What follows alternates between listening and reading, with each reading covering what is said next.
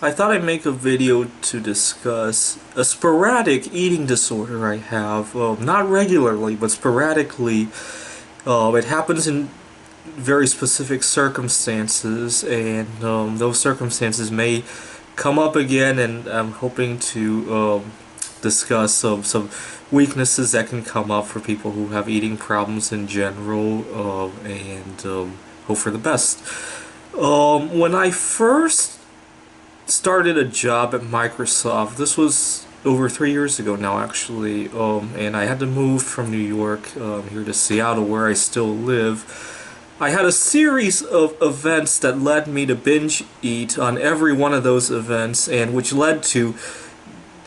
unintentionally led to a month-long binge eat. It was separate events, but it led unintentionally to a month-long binge where I gained about 20 to 30 pounds. What had happened was that I had moved here to Redmond. It was on a Saturday, and I arrived at the apartment complex where I was going to move into, and I couldn't move in because the landlord required a renter's insurance policy. And when I called Geico to buy it, I was able to secure the policy, but it would take 24 hours to kick in, and the landlord just wouldn't budge, wouldn't let me move in. I guess they don't want you to cause damage to their property. So I had to go to a nearby hotel, and I celebrated big time because I had just moved. It was my first major move in a long time. It was the first time I moved without my family helping me. I mean, in the past, yeah, I moved from my parents' home to my school in Rochester, New York, back, and then moved out to New York. But my parents were helping me there. This time I moved all by myself, and I remember. I remember being so surprised that my entire life fit into a suitcase. And I flew across the country, and that was that. Yeah, I moved to Seattle, and so I celebrated big time. And I went out to the grocery store, and I got lots of my favorite stuff, like baking chocolate, of course, and a bunch of other foods, healthy foods.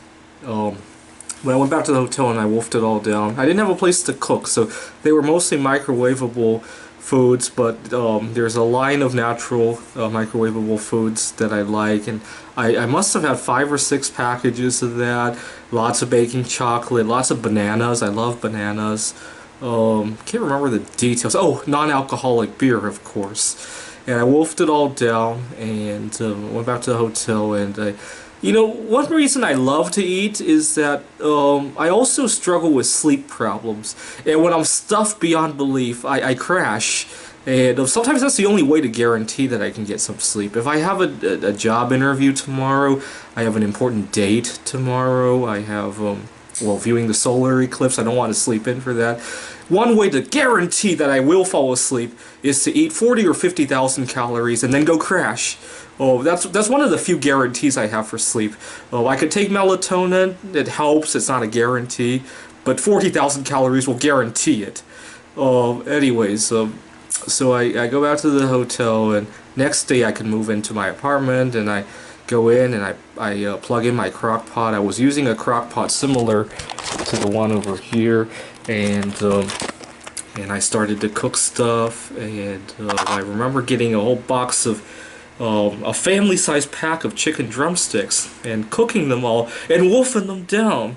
And because I was so excited about having a clean apartment to live in. I was living in a pre-war building in New York, and it was just disgusting. And I was actually suffering a lot of allergies from just all the accumulated filth and perhaps chemicals in the building. And I got pretty sick toward the end of it. I loved the job I was doing. I was working at Bloomberg. This is a news media company, and I loved the job but hated the city. And I didn't like Microsoft as much, but I liked the city more. So it's kind of a trade-off. But having the clean apartment, I celebrated big time again. And then I crashed, so I woke up very early for work the next day. I got to prepare, I got to shower, I got to take a walk and prepare. And like I said earlier, binge eating is one of the few guaranteed sleeping pills I have. Melatonin and any prescription sleeping pills, they help, but they're not a guarantee. And I had a good first day at work as well, and I went home and I celebrated big time. And the problem with binge eating is that you don't plan on eating a ton of food to get high. It happens one meal at a time. You don't say tonight, it's a Friday night, I'm gonna go eat 50,000 calories in order to get high, or in order to sleep, or even to sleep, it's more like a secondary effect. You do it 1 calorie at a time, one bite at a time, one meal at a time, and it's a big problem with it. I had a good first day, and then a few days after that I met a girl that I like at Microsoft. It didn't turn out in terms of a relationship, but we're still very close. And then the week after that, you see, in June, in the middle of June, I have two big anniversaries. On June 11, 2011, for the first time in my life, a girl asked me out. Usually I have to ask her out. And then a year before that, on June 13, 2010, I was happily single. I went on an event that I didn't think I could go to without a girl, and I did, and I had a very good time in my life. And those are two big anniversaries that I celebrate each year. Actually, earlier this year, I deliberately went on a fast lasting from June 11 to 13 because I knew I couldn't control myself on those 2 days. And it's good to go on a 72-hour fast once a year anyway. I think from now on, every year, June 11 to 13 will be my eating sabbatical, if you will.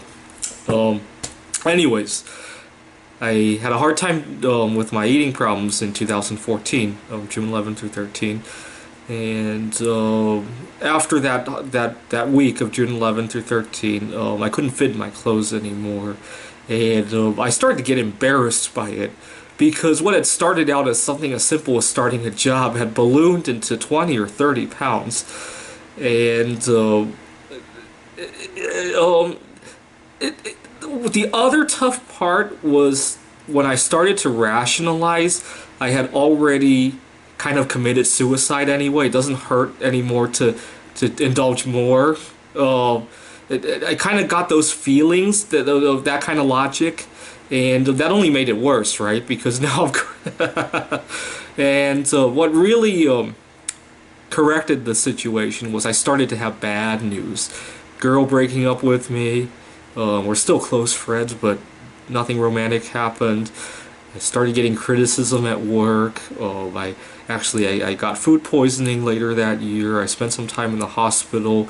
It started to put a dampen on all the good news. I tend to binge eat on bad news as well, but when there's good and bad news together, they have a tendency to cancel each other out. So it turned out well, and when I stopped eating so much and I felt better, it kind of encouraged me to keep doing that, and it kind of just petered out after that. Anyways, I make this video because I know other people might be having this problem, and I'm going to be joining a startup in a few weeks, at a company in Bellevue, and I think what has helped is that I now realize that every day is a good holiday. There's no need to celebrate, it's all good holiday. Even when I have bad news, like when I'm trying to think what was some recent bad news that I had. Well, I had my credit card stolen not long ago. Obviously, breakups happen, but they all happen for good reason. When I break up with somebody, usually it's because I need to move on in my life. When my credit card gets stolen and I have to figure out how to do it, I always gain a lot of wisdom from it. Actually, not long ago somebody stole my computer and I had to redo a bunch of stuff, and it turned out to be a good event. It was frustrating, but it invited me to do some problem solving.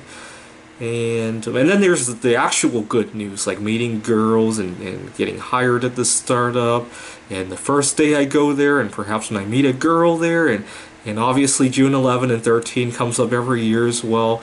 Oh, one thing that has helped is for me to realize that every day is a holiday. So why not just enjoy it instead of doing all this craziness? And every day's a good day and every day's a bad day. It all depends on how you view it. Thanks for watching.